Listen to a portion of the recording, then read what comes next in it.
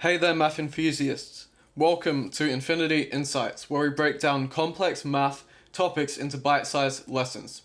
Today, we are diving into the fascinating world of calculus, covering both differentiation and integration.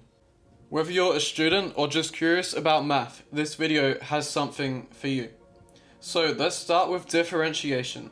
This is the art of finding the rate of change. Imagine you're driving a car and you want to know how fast you're going at any given moment. That's differentiation in action. The derivative gives us the slope of a curve to a specific point at any point. So say you have a graph and it is a quadratic, a parabola, and you want to find a rate of change at, say, x equals 5, right? Because with this normal linear graph, you should know, all you have to do to find the rate of change is m equals delta y over delta x, or y2 minus y1 divided by x2 minus x1. But you cannot do this if the graph is not linear. So this is where differentiation comes into play. For example, let's say a function given by f of x equals x squared, its derivative f dash x equals 2x. This tells us how the function value changes as x changes. Here are some key rules to differentiation you will use every day. So the first rule, and I want you to write this down because this is very important, this is the power rule. So the power rule says this: to bring the exponent down and reduce it by 1. So say you have d on dx x, and this is going to equal n times x n minus 1. This is the basic power rule for differentiation, and this is your basic derivatives that you can use in any given function. This is where x squared turns into, its derivative is 2x. Because you take the power of n given by this this formula right there, the power of n times x and n minus 1. So, and we know n is 2, so 2 minus 1 is just 1, which you don't bother writing, so that just becomes 2x. The next rule for differentiation is going to be the product rule. So for your product rule, what this means is if you have, say, a function of x, let's say 2x cosine, just cosine x, right? Now next on to the product rule is a rule when you get two functions multiplied together that you cannot do your basic power rule to solve the derivative. For example, so you get 2x of cosine x, you cannot do the power rule, alright? So you have to remember this and make sure to take notes because this is very important. So the product rule says this: u v dash plus v u dash equals dy over dx. And dy dx is just the notation for differentiation. Can also be an f dash x or y dash. All these literally mean the same thing, the derivative of a function. So let's do an example quickly, and feel free to pause the video and give this a try yourself. So let's try 2x of cosine x. So what you have to do first, you set u, write this down in a table. So you have u dash, v and v dash. Alright, so what you're going to do, you're going to pick one part of the function to be u and the second part of the function to be v. Now this doesn't really matter as you're just adding them together anyway, so you're going to get the same result regardless. So let's say we set u equal to 2x and v is equal to cosine of x. Now the derivative of 2x is just 2. the derivative of cosine x, if you need to know your rules of derivatives, so this is going to equal negative sine of x. So what we do next is we simply substitute these values we got here back into your product rule. So what you're going to do first is you're going to write VU dash. This is a very good way to do it because you can visualize what you're doing. VU dash is going to be 2 cosine of x plus, right, so the next part says u times v dash. This is going to be negative 2x sine of x. Alright, so this is going to be equal to dy over dx. Because this is a negative, you cancels out the plus. So the derivative of 2x cosine x is 2 cosine x minus 2x sine x. So that is your product rule. Make sure to practice this a lot and become comfortable with doing this just in your head without needing to look at a formula sheet. As this is vital for exam situations, you need to know this and have lots of practice on solving with the product rule, as this is an inevitable problem that's going to come up that you will need to solve. Alright, so the next rule that we're going to be going over is the chain rule. So there's two main ways to use the chain rule. The first way is the long method of doing u-substitution, but we're not going to cover that in this video today, as there is a much easier and more simple way to do the chain rule, also known as the shortcut to the chain rule. So what this says, if you get a function of 5x to the power 5x cubed plus 6, and let's say this is all raised to the 4th power, what the chain rule says is that you're going to bring the 4th power n, 4 equals n, so you're going to have 4 times, now you leave the inside function exactly the same, 4 times 5x cubed plus 6. Now you've written that down, what you're going to do next is you're going to take this function here, the same function, and you're going to write in its derivative. Now you should know this by the power rule, and if you don't, rewind a bit through the video and make sure you're familiar with the power rule to do this next step. 5x cubed is going to become 3 times 5x to the power of 2, and the 6 just disappears. So this is 15x squared. What you are going to do next, you need to take the number n minus 1. So that is going to be 4 minus 1, and that is going to be equal to the power of 3. Now obviously after this you can expand it out, do whatever you want, but this is your basic chain rule notation, or better known as the shortcut to the chain rule. So make sure you're familiar with this and you practice this a lot so you can know how to do this very quickly and without much effort, because this is a vital and very essential part of calculus and differentiation. Alright, so next up is integration. While differentiation tells us rates of change, integration helps us accumulate quantities like finding the area under a curve. So let me just show you this curve quickly, just so you can have a visual picture of what integration looks like. So say you have a function that looks something like that. Sorry for my terrible graph drawing, but just imagine this as a nice, perfectly shaped curve. So say we have on the x-axis and the y-axis, this is a given function. And let's say we have x value of 1 and x value of 2. So let's say this function represents a car moving on the road. So it's speed, it's the way it's moving, its rate of change. Alright? So say you have this function that's given by a car's velocity over time. if you want to find the area that it has traveled, what you're going to do is find the area under a curve.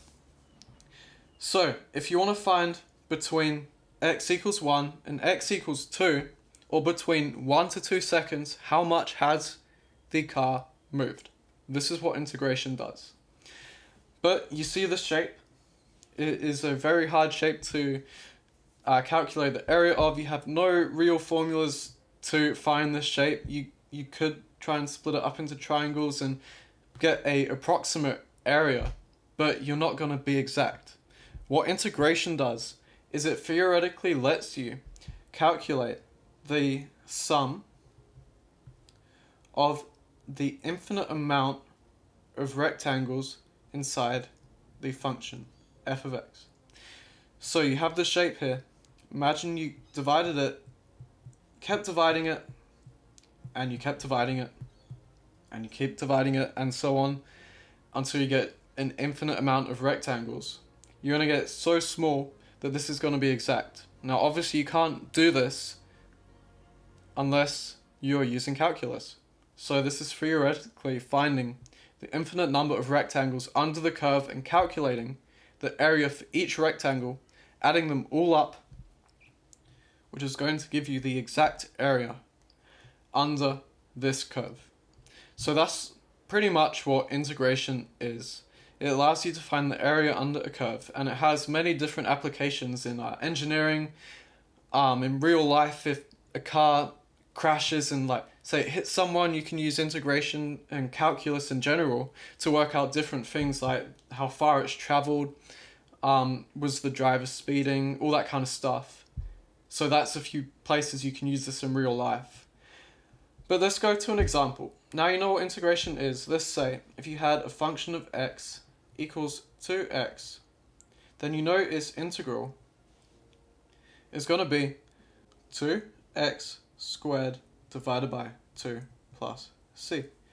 You simplify this down, you're going to get the integral is x squared plus c. Alright? That's the basic power rule to integration. So if you remember from differentiation, if we have, say, we have a function of, actually let's use, just so I can show you how important these are in real life. You all know the function to find the circumference of a circle is 2 pi r. If you integrate 2 pi r, what are you going to get? So let's do this. What the integration rule says, if you have x to the power of n, the integration rule says this: it is x to the power of n plus 1 divided by n plus 1. Alright? So I want you to pause the video and have a go at integrating 2 pi r. Alright, what you do first is you do 2 pi r to the power of 1 plus 1, because 1 is your n value. As I said before, you don't bother writing it up there, you just know there's always a 1 up there. So it's going to be 1 plus 1, which is going to equal 2 pi r squared divided by n plus 1, which again is 2. Now, you'll see these 2's cancel out, and what you're left with? Pi r squared. So the integral of 2 pi r is pi r squared plus c. Now that leads me on to the second point. C is the constant of integration, and the reason we have to add this is because with differentiation you lose the constants, but integration brings it back. So let's go over all the basic rules of integration. So I was just going over what we talked about before, the power rule, which for differentiation, this is the exact opposite, so it is in reverse. So the integral of x to the power of n dx, make sure you write this down, equals x to the power of n plus 1, all divided by n plus 1, and you have to add the c on at the end because you don't know the constant, but you always have to add it on. So there's two kinds of integrals that you're going to come across, especially in college or school. You're going to have definite integrals and indefinite integrals.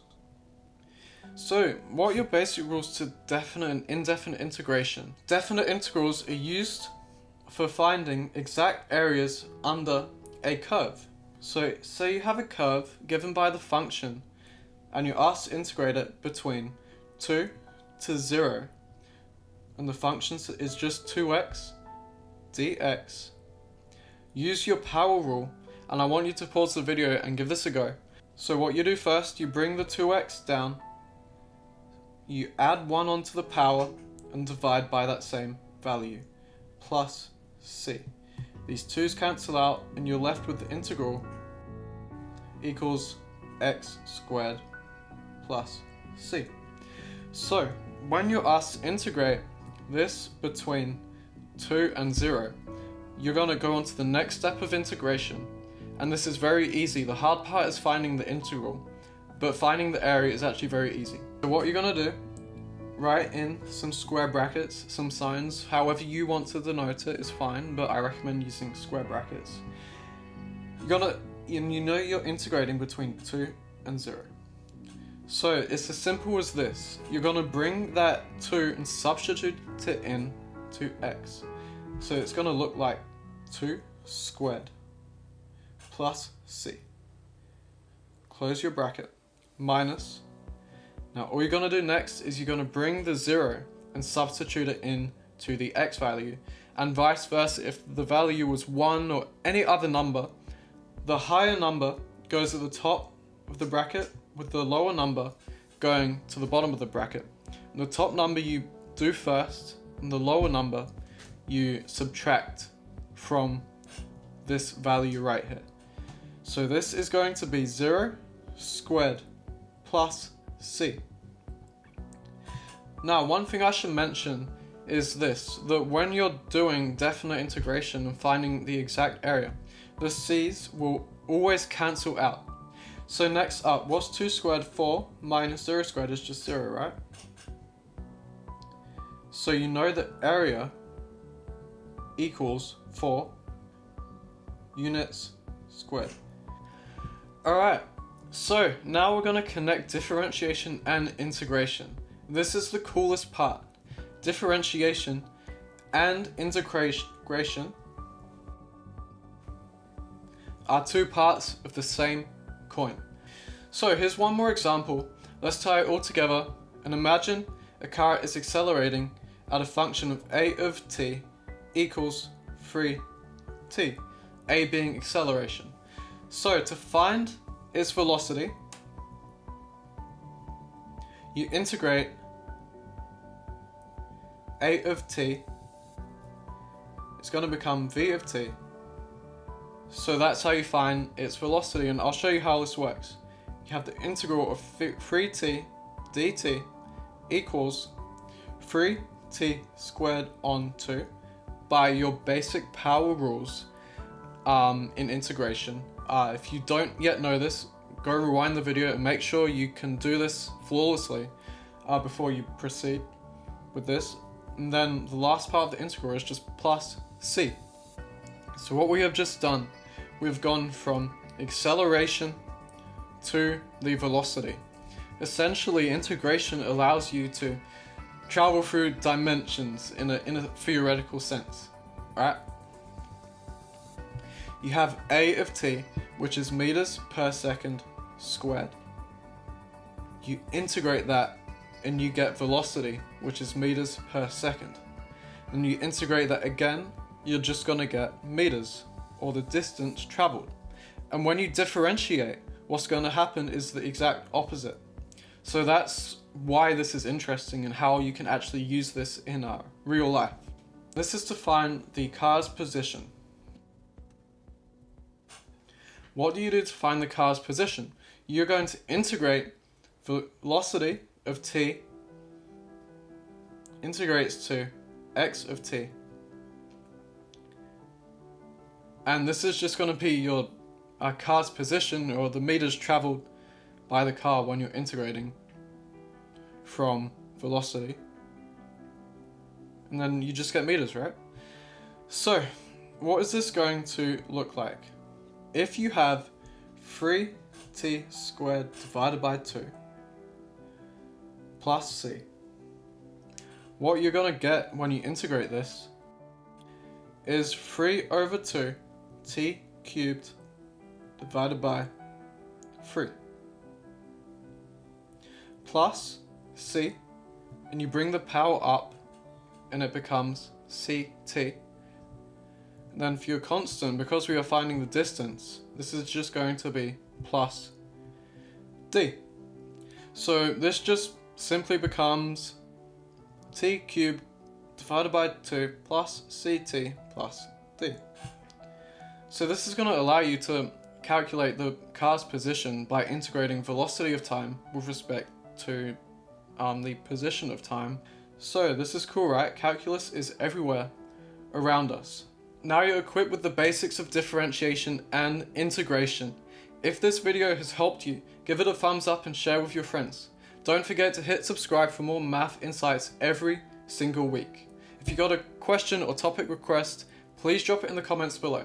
Until next time, stay curious and keep exploring the infinite possibilities of maths.